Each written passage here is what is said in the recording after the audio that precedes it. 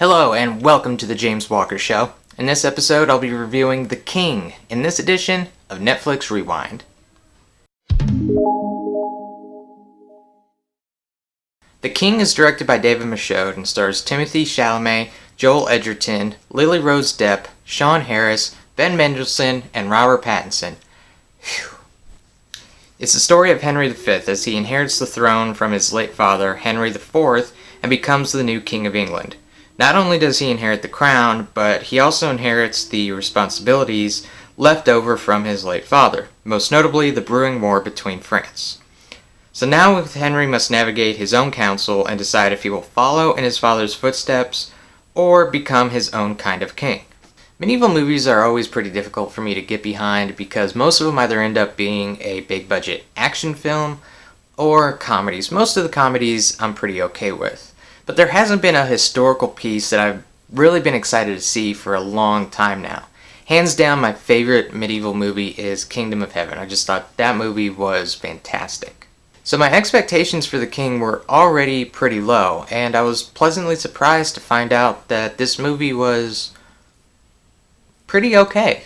I mean, it wasn't great, but it was still enjoyable to watch. The performances were solid, the directing was great, and the filming and locations and set pieces were all really good. The only expectation I had for this film was for Joel Edgerton, who co-wrote the film and plays John Falstaff. The one review I saw before I actually watched this movie said that Joel Edgerton gave the best performance and that his character was probably the best in the whole movie. And he was okay. He wasn't great, certainly wasn't my favorite performance in the whole movie. He plays a guy who, for lack of a better word, has seen some shit. He's been in battles and war and has survived. So he is brought on when the king actually declares war on France. Sorry for the spoilers, but this movie takes place in the 15th century. I figured spoilers were fair game at this point. You've had some time to catch up on the story.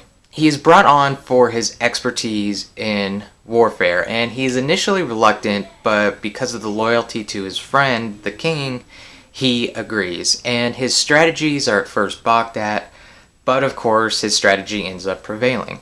It's a character that audiences have seen a dozen times, so it wasn't anything new, and his portrayal of that character, like I said, was just kind of okay. It wasn't my favorite performance in the movie. Timothée Chalamet was okay as Henry V. I mean, I knew he was going to give a good performance because I am a fan of his. I've talked a lot about him in my Lost Boys video. But this is just another example of a character that audiences have seen before. A young son who is estranged from his father and doesn't want to take on the burdens of becoming a king. But when the time comes, he will rise to the occasion and become the person that he was destined to be. Again, nothing we haven't seen before. I felt that when he does become king, the decision was too fast. He initially isn't given the throne. It goes to his younger brother, Thomas. And there's actually this great scene where on the eve of battle he rides out to the battlefield and challenges the opposing king to hand-to-hand combat. He doesn't want it to prove himself worthy, but yet he does it because he doesn't want to lose his brother. He's trying to spare his life. And it's actually a great scene. It's one of my favorite in the movie. But after the king succumbs to his illness and Thomas is killed in battle, he takes the crown. And I felt that there was no inner struggle there. It was an immediate decision. The whole movie he's played a character where he says he doesn't want the throne, he doesn't want the crown, he does not want to be king. But then in that split second when all is lost, he decides, yes, I will be king. I just felt that there was no inner struggle there.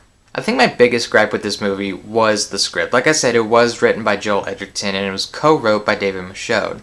Now, David Michod directed this movie called Animal Kingdom, which was universally praised. It was nominated for like 39 awards and ended up winning 36.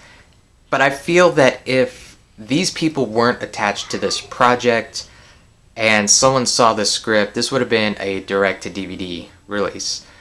I'm not saying there's anything wrong with direct-to-DVD releases, but this is more like Leprechaun 4 direct-to-video, if you know what I mean. story is just so cookie cutter. I knew nothing about King Henry V. I never read any of the Shakespeare plays, which I guess this is very heavily based upon.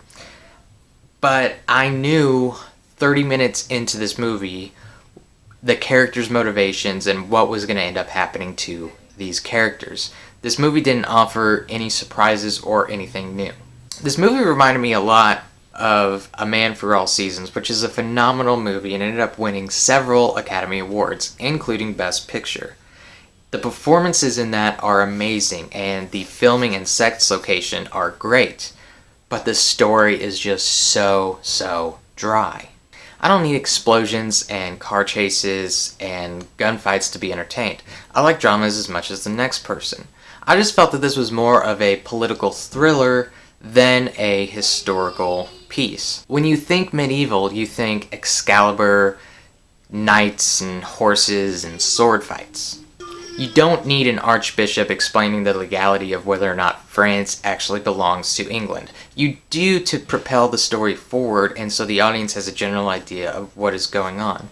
But there were just far too many of those scenes. And the dialogue was just so cookie cutter. There are so many scenes where the king is sitting down with his head in his lap going, "What should I do?" And someone will approach him and say, "Only you can decide that, my liege."